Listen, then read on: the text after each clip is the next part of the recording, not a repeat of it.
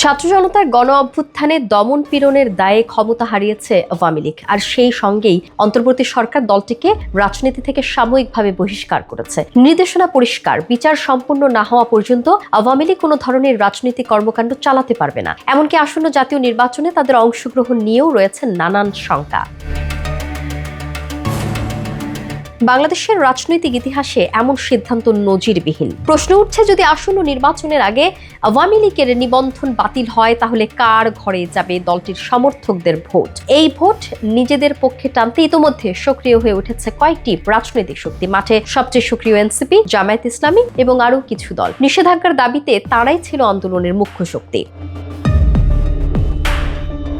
গণমাধ্যম সূত্রে জানা যায়, বিএনপি সরাসরি নিষেধাজ্ঞার আন্দোলনে অংশ না নিলেও আওয়ামী লীগের নিষিদ্ধ ঘোষণায় তাদের পরোক্ষ স্বস্তি প্রকাশ পেয়েছে। তবে দলটি এখন কঠিন এক কৌশলগত অবস্থানে। বিশ্লেষকরা বলছেন, আওয়ামী লীগ সমর্থকরা যদি বিএনপির দিকে মুখ না ঘোরে, তাহলে সেই ভোট যাবে কোথায়?